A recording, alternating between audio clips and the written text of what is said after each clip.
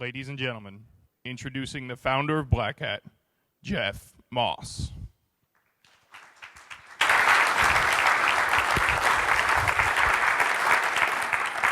Good morning, everyone. Welcome to our 8th Black Hat Singapore, the 4th that we've had in Singapore recently.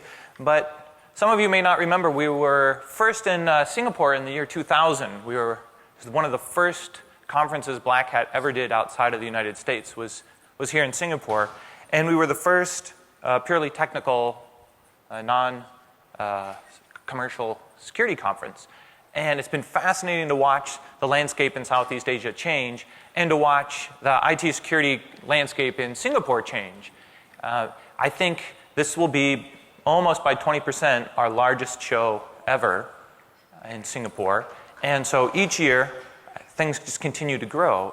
And that's why we've added a 4th track of speaking, an additional track of speaking. We've grown the business hall. We had an open reception last night. And we're really working hard to try to help grow the community here in Singapore, because part of the Black Hat sort of ethos is that we try to get information into the hands of the practitioners and the decision makers so we can make informed decisions. You know, you might not make the right decision, but at least if you have some of the right information, it's not as bad as a completely misinformed, delusional decision. So I've got a couple of housekeeping things I always say before each Black Hat starts, and I have a couple of remarks, and we'll go on and introduce our keynote. I'm really proud that we have given away 31 scholarships for students, which means that students here in Singapore in university working in IT or security wrote white papers on a subject, submitted them to Black Hat. We went through them all and we selected 31 for receiving a free pass to Black Hat to try to get a younger generation involved. So if anybody's in the room who's got that scholarship, one of the 31, please raise your hand. Right on, thank you. Yeah.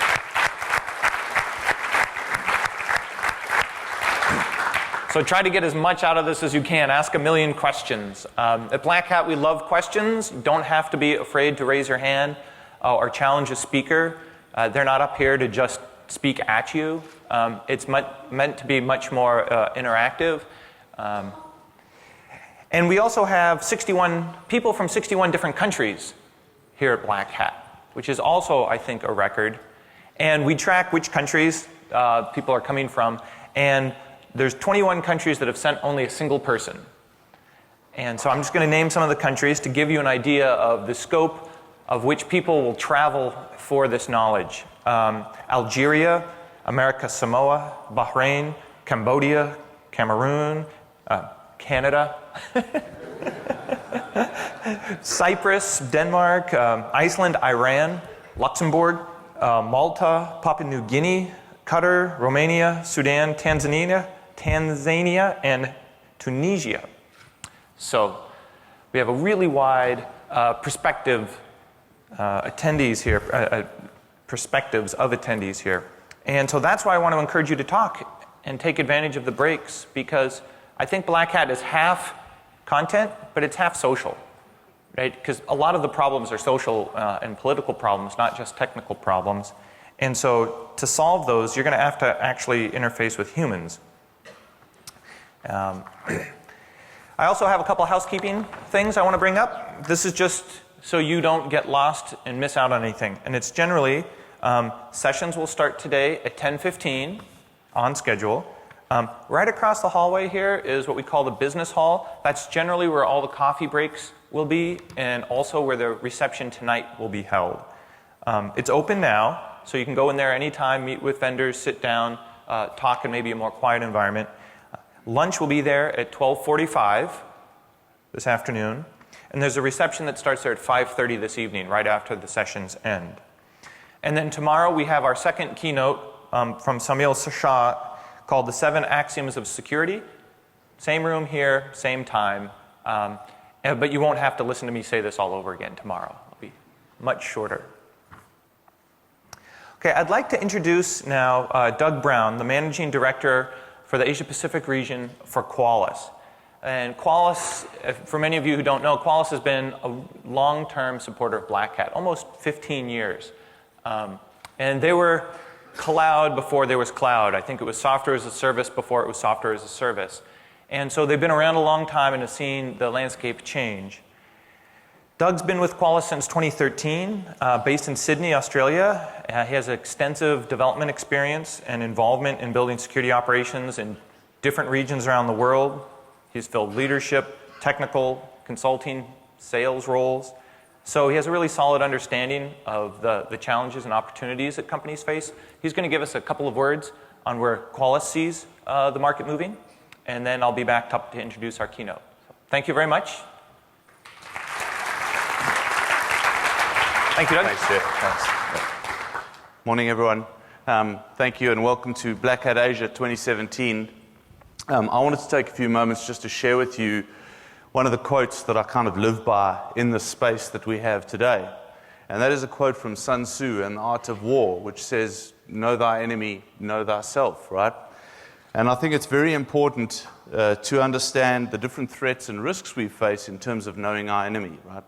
Whether it be data loss, breaches, whether it be malware, ransomware, exploits, vulnerabilities, which we're particularly good at, but all of those different spaces that we see out there, the different research that's coming out all of the time, the exploit feeds that come through from that, those are all the different threats and risks we need to understand the different threat actors and that at play out in the world.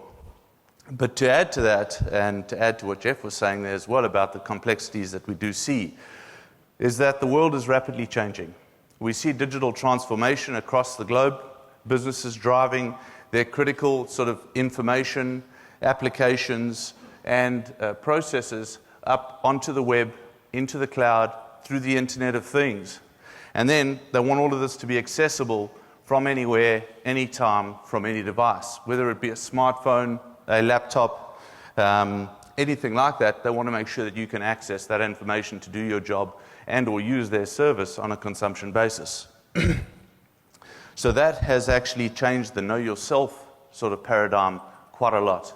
You've got infrastructure sitting everywhere. You've got applications that are exposed everywhere. And you need to make sure that you understand those so that you can apply that threat risk lens and actually see where you have things that are exposed.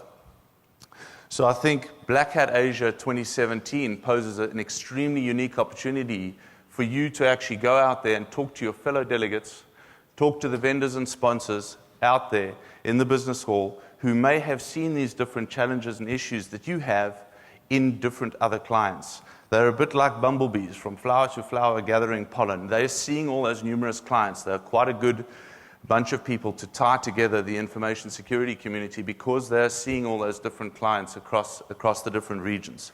So go and talk to them, make use of their knowledge. The speakers that we have here today, go and grab some of their time, grab a coffee with them, talk to them about what you're doing. And I think Black Hat poses a unique opportunity to be able to go and do that.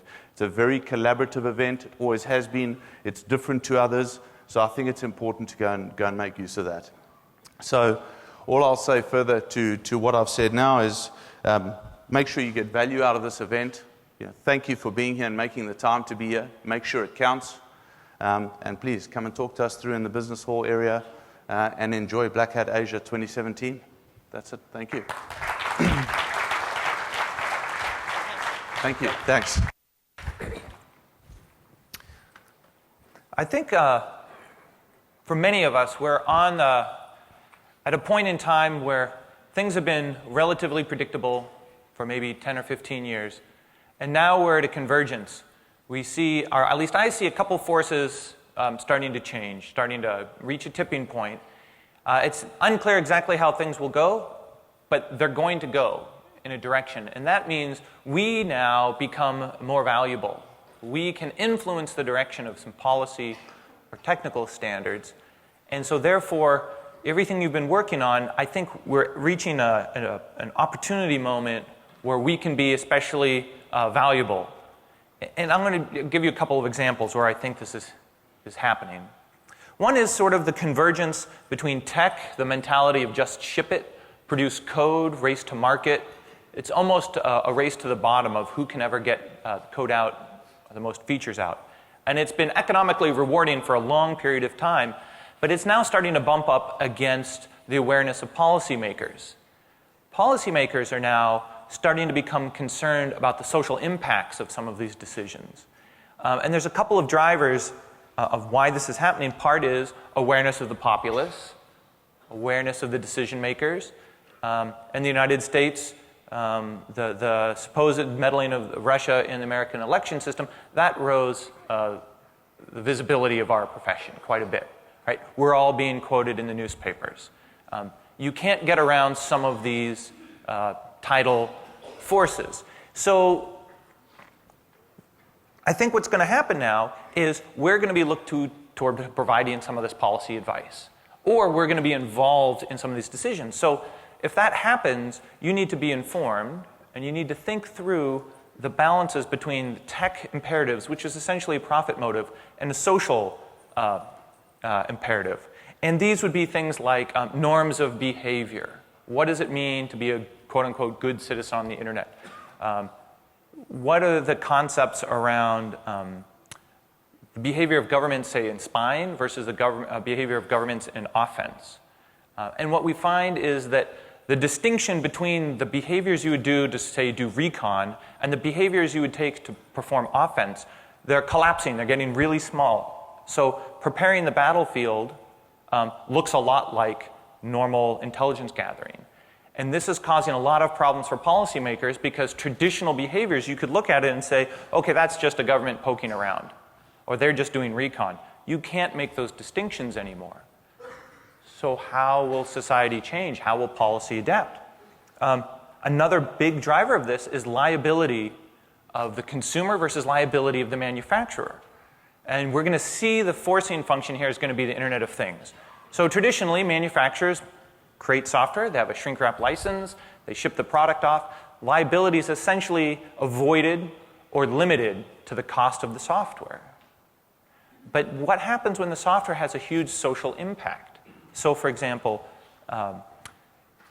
in the past, my Windows crashes on an update, I lose some data, I can't really go after Microsoft, right? I'm bearing the liability, or I'm bearing the cost of the bad software. But in the future, with Internet of Things and connected devices, well, if my PlayStation burns down the house, is that really my problem? Right? Did I accept that with the software liability license waiver? No, I probably didn't. That's probably a manufacturer's liability. And so that means we're going to start to see liability shifting from consumers to manufacturers. And when that happens, I can guarantee manufacturers aren't going to like it. And they're going to start pushing back on policy. And so when you look, also I want to ask, when you look at how often you change tech, there's a couple drivers that force us update cycles. One is, right, we want the new shiny phone. How many people here have gotten a new phone in the last 2 years? Just raise your hand. Okay. How many people in the last 2 years have changed your smoke detector? Right, a couple. The long tail of Internet of Things devices are what's going to be our biggest problem. Right? A smoke detector lasts about 10 years and then it loses its functionality. So no updates for 10 years. Does anybody know of any device that's been resilient to attack for 10 years with no updates? Right? It's not going to happen. And the cost for replacing your smoke detectors, or for a company to replace the sensors in the ceiling, is generally more expensive than a lot of the prices of the devices themselves.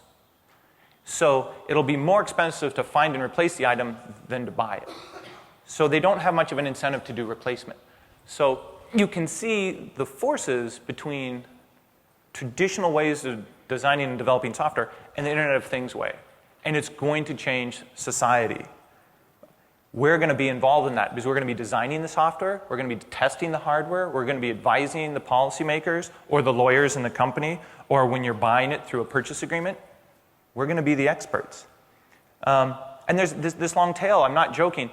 When I was at ICANN, we tried to measure the length of time it took for people to update name servers. Because very rarely a root name server's IP address will change. But when it does, we can measure it. We can see how long does it take, how many times are we getting queries for the old IP address until a majority of them switch over to the new IP address. And we found that the long tail for name servers was about 14 years. what would be an incentive to change that? And I just want to say IPv6. We're at a point where a lot of systems are being switched over to IPv6. Maybe this is one of our last chances to get an upgrade in with new equipment, new hardware that's v6 capable. But once we sort of boil down v6, we're going to be in a steady state. And that's going to be our infrastructure for a long, long time. And finally, I want to just talk briefly about distributed versus centralized infrastructure. And this is something where I don't know where it's going, but I can see sort of the contours. Think of the early days of 1 million websites and vlogs and blogs and bulletin boards. And then think today. It's giant social media conglomerates, search. We're moving to a centralized model. And we're doing this for a couple of reasons. We get efficiency, predictability, cost. It's free a lot of times because the costs are hidden to us. We're being monetized, but it's not really apparent. And this trend, the centralization trend, besides every time Amazon East goes down and half the internet fails, what we're doing is we're making the internet more fragile. We're making a trade-off. And it's sort of a subconscious trade-off, but we're trading the benefits of distribution and decentralization for the benefits of centralization. And what do you think governments see? Now they see a belly button. They see a single point. I can go to Facebook and I can tell Facebook to take down all posts related to the thing I don't like. Well, that's easy. You go to Facebook. You don't have to go to 100,000 blogs. It's, in a legal term of, it would be considered an attractive nuisance. It's a single point now that governments can pressure and influence. These are now single points that other companies can sue and pressure. So what does that do to our internet? I know the benefits we're getting, but the long-term impacts and the fragility we're introducing with this centralization is not fully understood. So I want you to think about that. Imagine 10 years down the road, what does that do to our infrastructure? And my main point is just, I think when we make these trade-offs, the fragility versus efficiency, we should just do it with our eyes open. We should have policy, we should have tech involved, and that's going to be a lot of us in the room. And I think this, hopefully, Halvar has been thinking a lot on the issues of why we've built an internet that is not defensible. What are the trade-offs that we've been making along the road, and how, if at all, can we make mid-course corrections? So with that, it's going to be my pleasure, it really is my pleasure, to introduce Halvar. I first met Halvar at a Black Hat Amsterdam in 2001. And I was really immediately impressed by his depth of knowledge in his area, his curiosity, his intellect, and his ability to change his mind when confronted with new facts or new arguments. And I know that seems maybe silly, but there's a lot of people I know in the industry that they have their opinions, and it's really impossible to change their mind. But Halvar, you would get in a debate, whether it's technical or philosophical, and you could see him adjusting his worldview. And to me, that's really refreshing, because now you're not debating at someone, you're having a conversation, and you're evolving. And I think that's why he's been so successful in his career. He trained for Black Hat around the world on reverse engineering. And you have to remember, in those days, 2001, Halvar was the only person in the world training on reverse engineering. There's one lady that did some decompiler work in Australia, and there were some intelligence agencies, and that was it. Right? Now think about how you use reverse engineering in your job. Right? It's an incredibly huge industry, but a lot of it came from the thoughts and tools and techniques from Halvar and his friends. So he's truly an innovator and a pioneer in the reverse engineering space. He built a company, he sold a company based on these ideas to Google. And then I think he started his second career, whether he admits it or not, as a manager of technical talent. And he quickly began accumulating lessons learned in the world of enterprise scale security. And so I'm really looking forward to what Halvar's been thinking about and writing about in his keynote today. So it's really my pleasure to introduce Halvar Flach.